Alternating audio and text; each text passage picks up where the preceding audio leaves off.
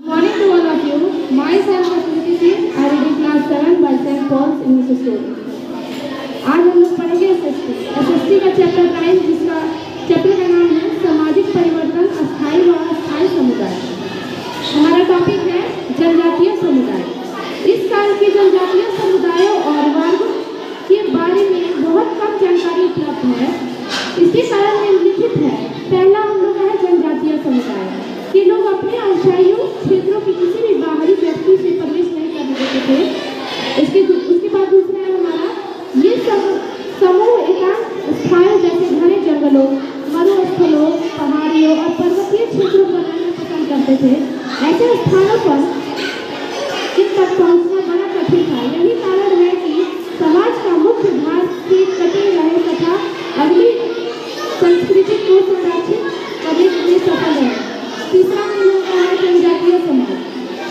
जनजातीय समाज के लोगों अपनी परंपराओं को अनुसरण एक अलग तरीके से किया। उसे संस्कार पर पीढ़ी से दूसरी पीढ़ी से स्वयं ही प्राप्त होती है। उन्होंने इसका कोई भी लिखित प्रमाण नहीं रखा। उसके बाद हम लोग का है जनजातीय का अर्थ। जनजातीय के 9 अर्थ है। जनजातीय ऐसे लोगों का समुदाय है जिसके कुछ समान विशेषताएं कुछ हैं। जैसे विशेषताएं इस प्रकार हैं। पहला जनजातीय सदस्य एक विशेष क्षेत्र में रहते थे। दूसरा हम लोग है वे लोग एक जैसे भाषा बोलते थे। तीसरा उन्हें एक समान नाम जैसे बोलना, स्थायी, खासी और गोरो आदि के नाम से जाना जाता था। चौथा है वे सभी अधिकांशतः एक सा व्यवसाय करते थे। पांचवा है वे कुछ परंपराएं रीति रिवाजों में बंधे होते थे। छठवां है उनके कुछ परंपराएं व्यवहारिक रीति रिवाज होते थे। सातवां है वे भावनात्मक तौर पर एक दूसरे से जुड़े होते थे। आठवां है वे अधिकांशतः मांसाहारी होते थे। नौवां अधिकतर जनजातियां स्वनिर्मित मदान द्वैतेशी शराब का भी सेवन करते थे। उसके बाद हम लोग का टॉपिक है व्यवसाय। जनजातीय लोगों के व्यवसाय के 4 वर्गों में विभाजित किया जा सकता है। जनजातीय जो है उनको चार शब्दों में विभाजित किया गया है। ये वर्ग है शिकारी और खाद्य संग्रह, मवेशी पालक, कृषि पालक और कारखानों के काम करने वाले। अधिकांश वे जहाँ रहते थे वहाँ प्राकृतिक स्रोत का निर्भर रहता था। कुछ जनजातियाँ किसी भी एक विशेष स्थान बस जाती हैं तथा कृषि संलग्न हो जाती है, लेकिन उनकी संख्या बहुत कम है।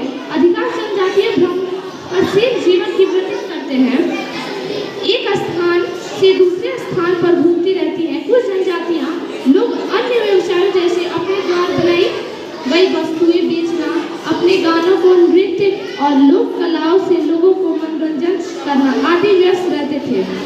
इसके बाद हम लोग का टॉपिक है जनजातीय लोगों का रहन सहन।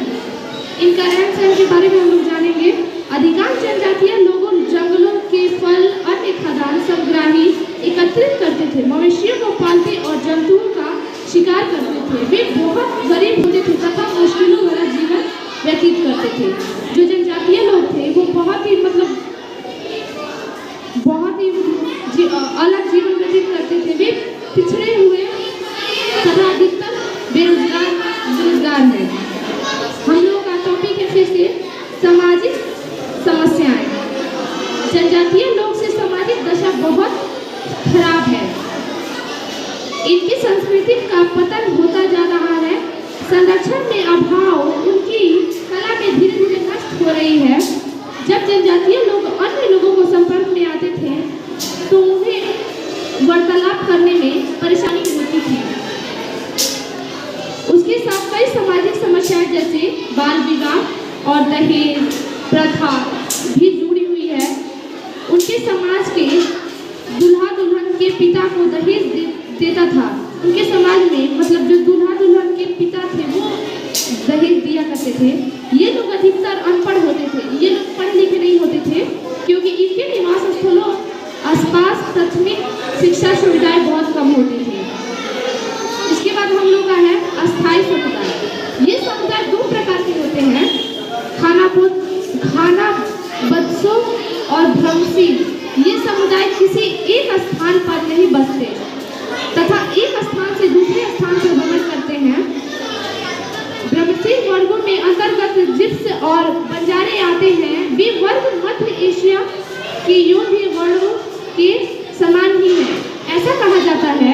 कि 15वीं शताब्दी में तुर्की आक्रमणियों ने इन लोगों को भारत छोड़ने के लिए घायल किया था। मतलब जो 15वीं शताब्दी में जो आक्रमण करने वाले थे उन्होंने इन लोगों को भारत छोड़ने का आदेश दिया था। तब ये अलग अलग राष्ट्रों में चले गए, तब ये मतलब बहुत दुखी होकर अलग अलग राष्ट्रों में चले गए और विश्व में जगह जगह जाकर बस गए। ये विश्व में अलग अलग जगहों पर जाकर बस गए। बाद में मानव विज्ञानियों द्वारा इनका पता लगाया गया। ये रोमानी भाषा बात करते हैं, ये मतलब जैसे रोमानी लोग बात करते हैं वैसे ये बात करते हैं, जो भारत में सांस्कृतिक प्राथमिक मराठी और पंजाबी भाषा के समान ही है। मतलब ये पंजाबी संस्कृत प्राकृतिक भाषा के मतलब समान ही है, लेकिन इन जिप्सियों से भारत छोड़ने का व्यावसायिक कारण था यह इतिहासकारों के लिए आज भी एक प्रश्न बना हुआ है। जबकि मानव विज्ञानियों के उनके उद्गम में पता लगा लिया है। इसके बाद हम लोग का है खानबदोश जनजातीय वर्गों जीवन शैली। जैसा कि आप जानते हैं कि खानबोध लोग भोजन की तलाश में अपने जंतु पशुओं के साथ घूमते रहते थे। मतलब ये जो खानादोश जो थे वो अपने खाने के लिए जंतुओं के साथ घूमा करते थे। जब एक स्थान पर उनके जंतुओं के लिए भोजन सामग्री खत्म होने लगती है तो वे दूसरे स्थान पर चले जाते हैं, लेकिन जब जहाँ पे उनके जानवरों के लिए खाना अगर जो खत्म होने लगता है तो वहाँ से वो दूसरी जगह को अपना घर बनाने लगते हैं। वे लोग अनाज और अन्य आवश्यकताओं को वस्तुओं से बदले स्थिर कृतियों के साथ दूध, ऊनी, घी आदि आदान प्रदान करते हैं। बंजारे भी खानबदोश जनजातीय के प्रकार हैं। जो बंजारे भी हैं वो खानाबदोशोही के प्रकार हैं। इनको भ्रमशील व्यापारी भी कहा जाता है। ये सैकड़ों लोगों पर समुदाय बनाकर एक स्थान से दूसरे स्थान पर विचरण करते हैं। इतिहास अध्ययनों के पता चलता है कि यह बैलगाड़ी पर अनाज रखकर गांव से शहर तक ले जाते हैं। मतलब जो लोग हैं वो इतिहास से पता चलता है कि ये बैलगाड़ी पर अनाज को लाद के शहर में ले जाते हैं। वे घोड़ों तथा अन्य मवेशियों को भी पालते हैं। वो घोड़े और अन्य भी जीव जंतुओं को पालते हैं तथा उन्हें शहर से जाकर बेच देते हैं और उन्हें शहर में जाकर बेच देते हैं। इसके बाद हम लोग है जनजातीय समाज में परिवर्तन। बहुत से विद्वानों को कहना है कि मध्यकाल जनजातीय समुदायों के जीवन संभावना बहुत कम थी, लेकिन समय के साथ साथ उन्होंने अन्य प्रकृतियों में संपर्क आना शुरू कर दिया। उन्होंने अपनी एकांत जीवन शैली को बदलाव शुरू कर दिया। उन्होंने स्थायी निवासों का निर्माण कर लिया। कृषि नए तरीके के अपने आरंभ करने लगे। मानव विज्ञानियों के अनुसार मध्यकाल में कुछ जनजातियां बहुत शक्तिशाली हो गई। मतलब जो कोई जनजातियां थे वो विज्ञापन के चलते मतलब बहुत शक्तिशाली हो गए, क्योंकि उन्होंने व्यापारिक मार्गों और सिंहासनों का कब्जा कर लिया था और हिंदू जातियों को मिश्रित हो गए।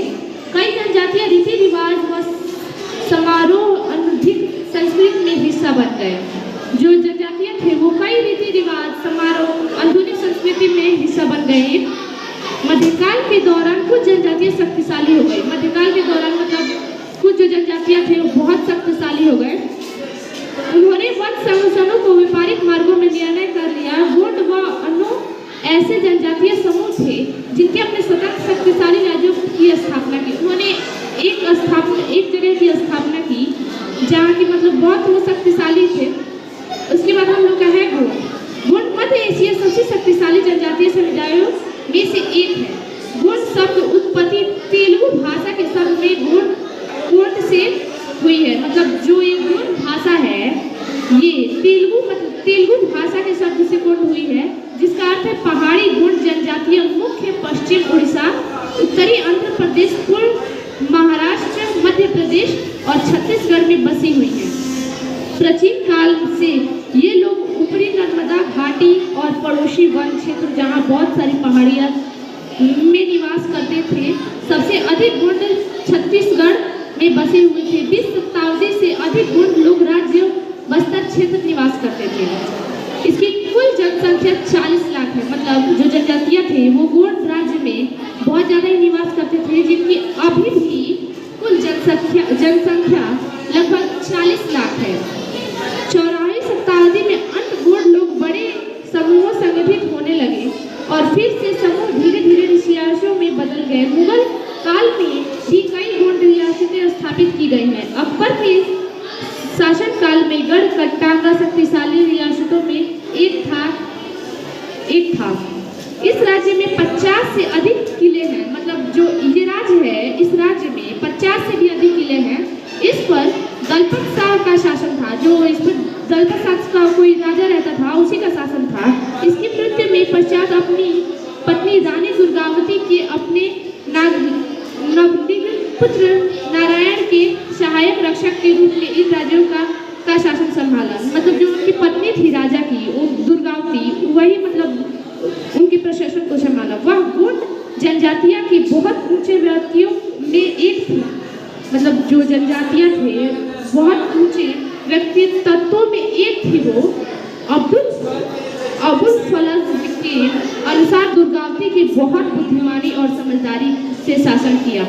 मतलब जो दुर्गावती थी, रानी दुर्गावती, वो बहुत ही अच्छे से शासन किया। उन्होंने बुद्धिमानी से शासन किया, समझदारी से शासन किया। गढ़ कटांगा समय बहुत धनी राज्य था। अकबर दुर्गावती को मुगल साम्राज्य की अधिनायक स्वीकार करते हुए समूहपूर्वक शासन करने का प्रताप दिया। जो मतलब राजा थे, उन्होंने स्वीकार करके शक्तिपूर्वक शासन का प्रस्ताव दिया, उनको मतलब करने का आविष्कार दिया। प्रस्तुत रानी अकबर इस प्रस्ताव के ठुकरा दी। मतलब जो रानी दुर्गावती थी वो इस प्रस्ताव को ठुकरा दी। अंत 1556 ईस्वी में अकबर ने एक बहुत बड़ी मुगल सेना के साथ गोंडवाना आक्रमण कर दिया। मतलब 1556 में ईस्वी में अकबर एक बहुत बड़ी मुगल सेना के साथ गोंडवाना ने आक्रमण कर दिया। उन्होंने आक्रमण कर दिया। रानी ने सेना का डटकर मुकाबला किया तथा अंत लड़ते लड़ते शहीद हो गई। मुगल गोंडवानों का लूट दिया तथा खूबसूरत इमारतों को नष्ट कर दिया। मतलब जो 1556 में लड़ाई हुआ था, उसी में मतलब जो रानी के थे उनके बनाए गए खूबसूरत मतलब इमारतों को नष्ट कर दिया गया। बाद में कुछ जनजातीय सरदारों ममलूक भेंट असादे ने गोंडावली शासन किया। 18वीं शताब्दी में आरंभ एक गोंडा शासक द्वारा नागपुर शहर में बताया गया, परंतु धीरे धीरे लगभग सभी गोंडा रियासतों मराठों अपना अधिकार कर लिया, जो कि दक्षिण में बहुत शक्तिशाली हो गए। इसके बाद हम लोग आए अहोम एक जनजातीय समुदाय था जिसने 1228 से 1826 ईस्वी में वर्तमान समय में अब अशोक क्षेत्र में अपना साम्राज्य स्थापित किया। असम नाम उत्पत्ति ओ शब्द के ओहम जनजाति लगभग 6 शताब्दी तक असम में शासन किया। वो जो मतलब राजा थे वो 6 शताब्दी तक असम में शासन किए। अमोह जनजातियाँ मूल रूप चीन की मागोशिन जनजातीय संबंधित में वहाँ से बर्मा म्यांमार आ गए, असम आ गए, जिसे पहले कांगरूप कहा जाता था। वे 13वीं शताब्दी में आए तथा देश में अस्थिर राजनीतियों को पूर्ण लाभ उठाया। इसके बाद हम लोग आए अस्थायी समुदाय। मध्यकाल के लोग अधिकांश नदियों के पास मैदानों क्षेत्र अस्थायी बस्तियां बनाकर रहते थे। इन लोगों का मुख्य व्यवसाय कृषि था। धीरे धीरे व्यापार इन लोगों का एक महत्वपूर्ण व्यवसाय बन गया। मतलब मुख्य व्यवसाय इन लोगों का था कृषि। इन लोगों को मतलब धीरे धीरे का व्यापार करने की आदत लगे, महत्वपूर्ण व्यवसाय बन गए ये लोगों इनमें व्यापारिक मार्ग खोजने आरंभ कर दिए। अस्थायी समुदायों के कारण वे शहरों, नगरों और व्यापारिक केंद्रों में विस्तार हुआ। Thank you.